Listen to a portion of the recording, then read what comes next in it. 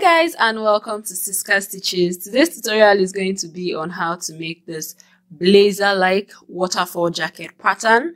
So this pattern was actually easy for me to achieve, and it was my first time making it. I wanted to try this out. So for this pattern, we have the front and the back, and you can see how the front is. So the front pattern is supposed to fall that way by the time you make it into a jacket, by the time you make the pattern into a jacket. So it is supposed to fall like that, and I'm going to take you through the process of making this. If you are new to my channel, you are very much welcome, and if you're an old subscriber, I say welcome back. Do click the subscribe button if you're not subscribed, and also click the notification bell so you get notified whenever Siska Stitches post new videos. Now we can begin the process. I have my rulers, markers, pencil, tape roll, pattern master, my armhole curve, my dressmaker pins, which we're going to be needing, and then of course my basic bodice patterns, the front and the back. So what I'm going to be doing first, we'll be working with the front, so I decided to go ahead and label that F for front and B for back. So starting with the front piece, I'm just going to place that pattern under my new pattern paper, under the pattern paper. And please, if your pattern paper is not transparent, you can actually place your pattern on top and then trace out what you will need. So what I'm going to do now is just pin my pattern in place so that it doesn't move while we are working, and we can get accurate measurements. So I'm going to be tracing them out, starting with my bodice length at the bottom, my side seam.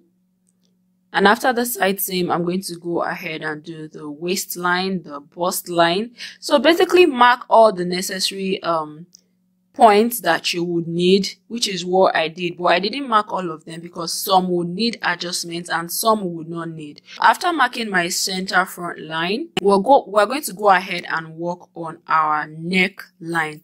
For the neckline, the pattern paper, that point right there, we have neck depth of 3.5 inches and neck width of 3.5 inches.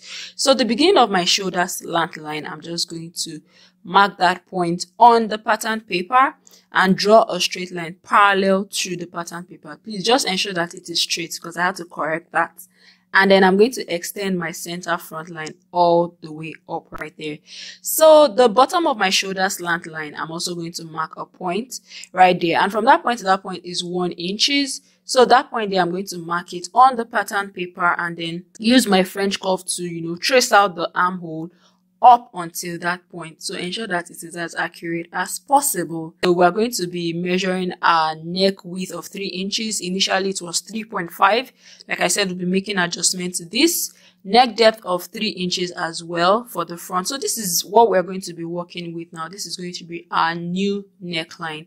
And from that point to that point, we're just going to join it to create our new shoulder slant. We are basically done with the top part of this. For the dart, we're not going to be needing it because the front is going to have this waterfall effect, and my dart allowance is 1 inch. So I'm just going to take that 1 inch out from my waistline because the waistline is where I put the dart allowance, and I'm just going to connect it all the way to the armhole and all the way to the bottom of the bodice pattern. I'm crossing out the parts that I would not need. That's that outer line right there because of the dart removal.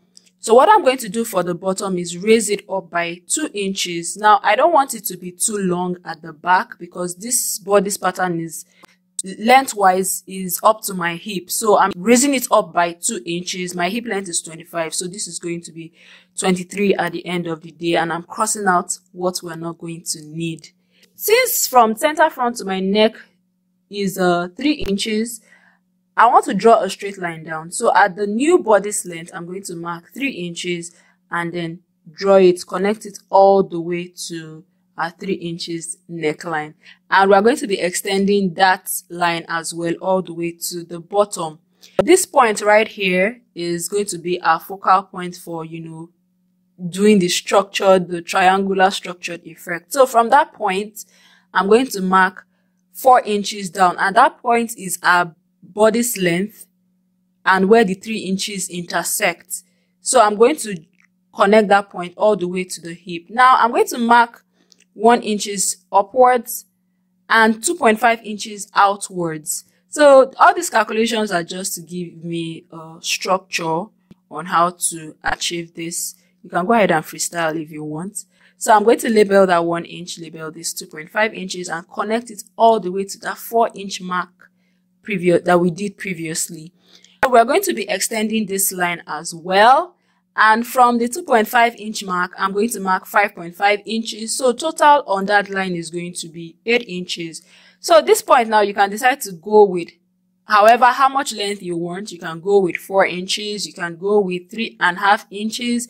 You can go with whatever length you want, be it shorter, be it longer. And always make sure you extend that line from that point, join it all the way to the 2.5-inch mark you did right there. You can go with 6 inches, you can go with 7 inches. Basically, this is up to you, but whatever length you go with right there, you actually need to connect it all the way to your neckline. So I'm not working with 7 inches, I'm going to be working with 5.5 inches. And I just decided to go with that since that was what I marked at the bottom, 5.5 inches on both sides. Just decided to roll with it, and from that point, I'm just going to, that we've marked, I'm going to connect it to the 2.5 inches. I just marked that point so you guys can see what I'm working with, and then connect it all the way to the neckline curve. This is the point I'm going to be working with, as you guys can see, just for clarity purposes. And we are basically done with our front pattern. So we're going to be adding our allowances, and I'll be adding allowance of 0.5 inches all the way around.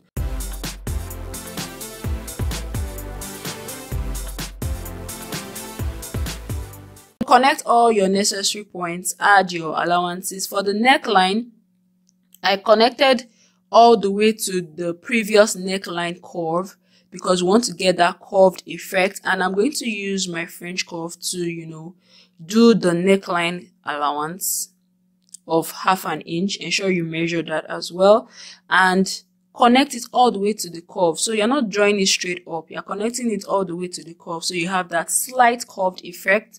I used my armhole curve for the armhole to add the allowances, and yeah, we're done. And then go ahead and do the shoulder slant, and we're done with the front piece. After adding your allowances, the next thing to do is to cut out your pattern. Ensure that at this point, follow the seam allowance line because that line is not straight. And when we are sewing, you guys are going to see how I achieve that. So for the hip waist area, please use your French curve to curve it out so you don't have a sharp point right there, and cut out the rest of your pattern.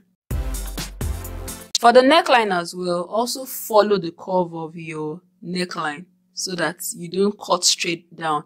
This is our pattern. This is what we have at the end of the day, and like I mentioned earlier, the pattern is sort of like supposed to fold like that to give just that little bit of a waterfall effect.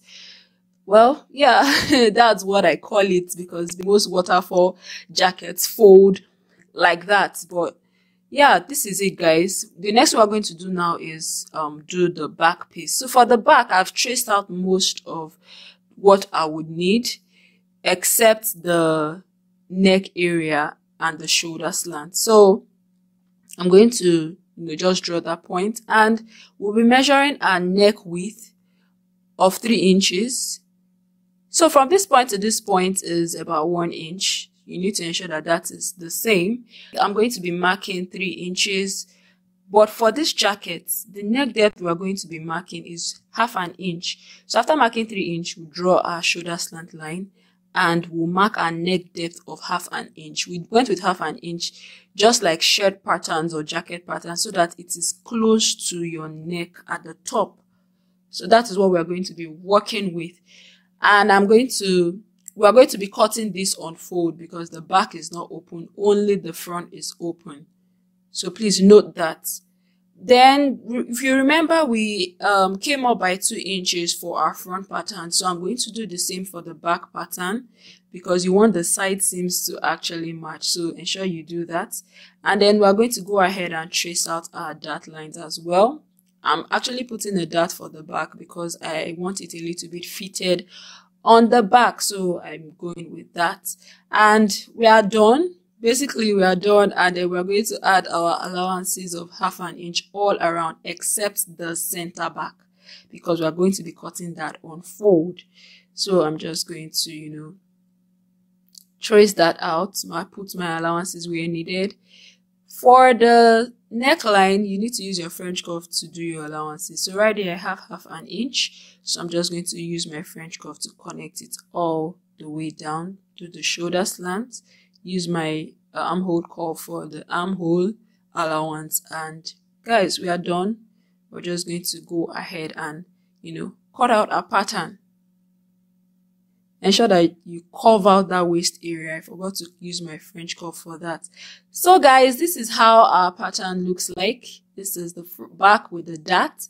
The front doesn't have a dart, it just has extensions to give a structured waterfall effect. I hope you guys enjoyed this tutorial. I hope it was helpful to you. So guys, please do subscribe to my channel, share this video with your friends, like, and put your comments down on what you like to see. And in our next tutorial, I'll be making the jacket itself. So thank you for watching.